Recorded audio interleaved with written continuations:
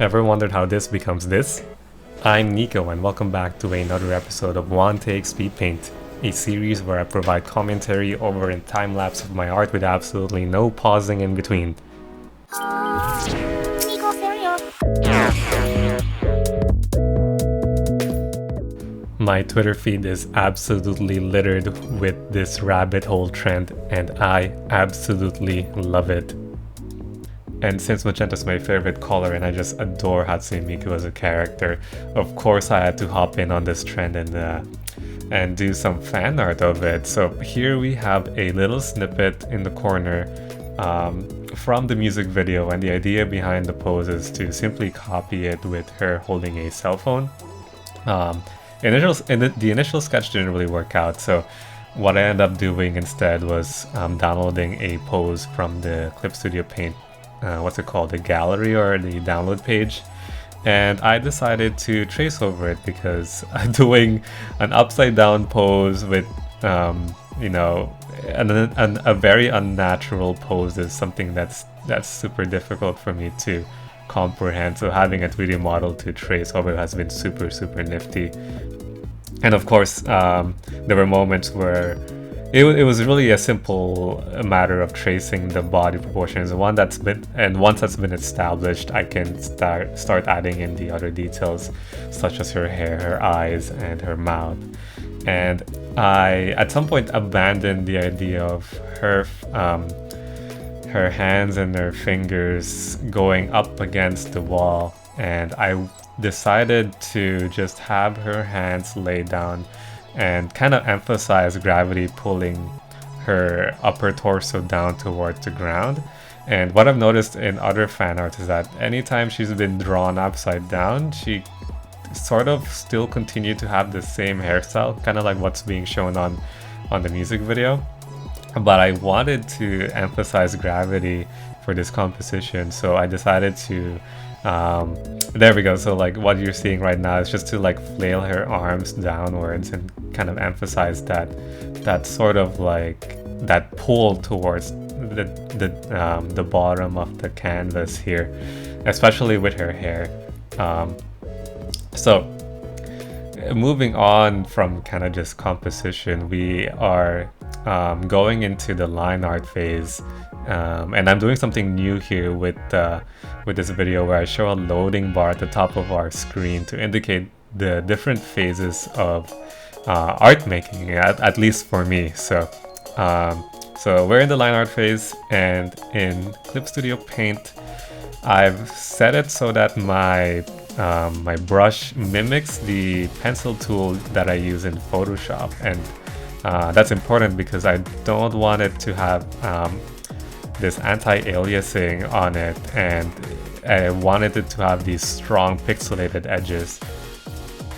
And for those who want to do something similar to what I'm doing, I would encourage you to leave no gaps so that you can easily fill in your or do easy color fills using the paint bucket tool. And if you enable anti-aliasing, what you will notice is that when you use the paint bucket tool, it'll leave these like white gaps. And when I'm doing these line art, it's also important to have a consistent size throughout them. The consistency and size also varies by style, but for me, I like to stick with number 5 or number 6 kind of size for the pen. And sometimes around the edges I like to play with that and make it a little thicker around the perimeter of the subject, but I think it's important to have a consistent size all throughout, so you have that sense of uniformity throughout your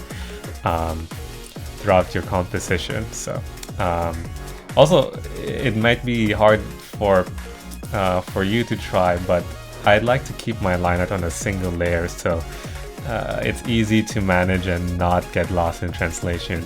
And even though her body is popping out of the wall there, I thought it would still be useful to have line art for her legs, just in case that I need to make adjustments later on.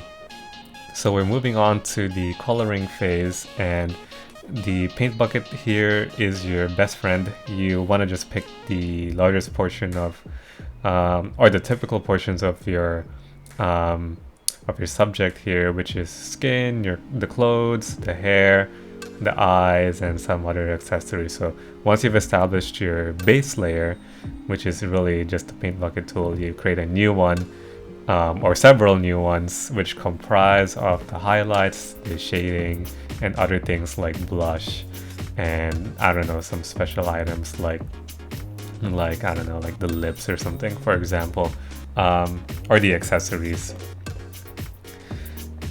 So here you can see me using the gradient tool and playing with a bit with the opacity of that layer, and all the blushes you see on the skin is on a single layer with or controlled by a single opacity, which I think is set to either 50% or 60%.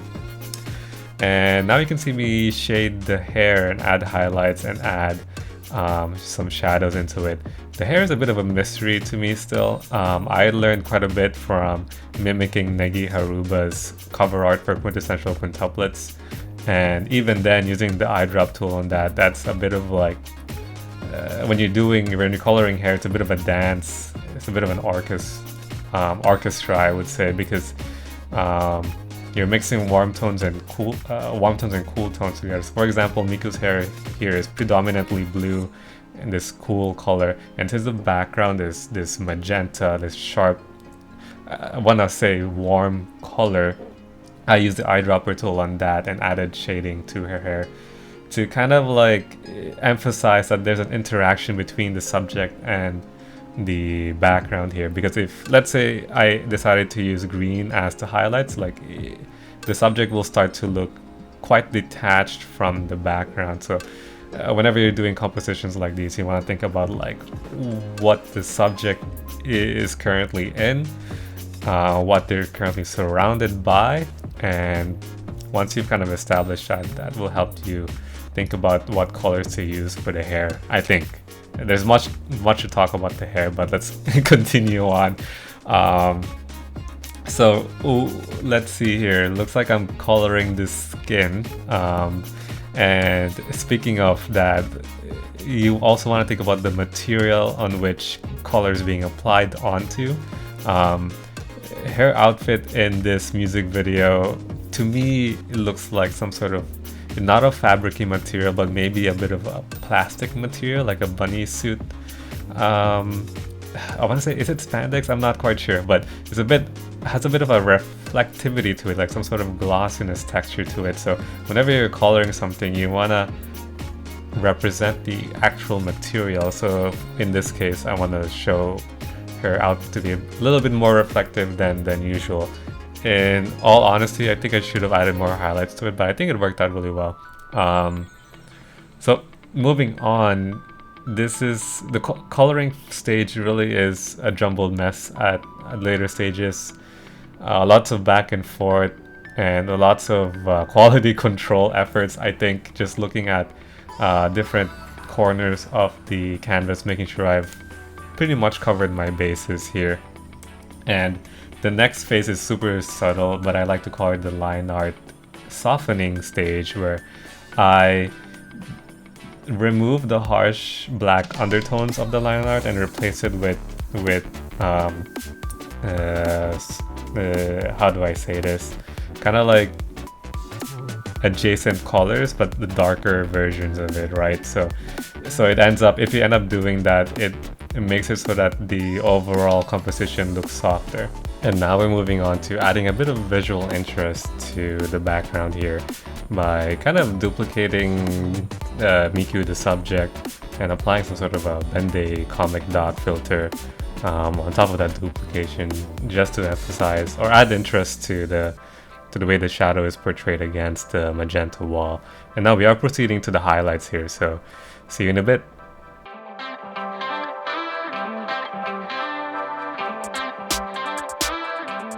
Alright, well, here it is, the final product. It was definitely a fun little art project from start to finish. It was a combination of making the most out of the color magenta and just having the opportunity to draw Hatsune Miku again is just super exciting. Lots of Vocaloid was listened to in the making or during the making of this art, which reminds me, I think the last time I made fan art of Hatsune Miku was back in 2023 for her 16th birthday, so that had a bit of a magenta tone too, but had more of a cooler aesthetic. Unfortunately, back in the day, I only used Photoshop and didn't have the opportunity to do a time lapse of it, so I'm really glad I was able to do it this time around. Anywho, if you enjoyed watching that video, make sure you give that like button a good lick.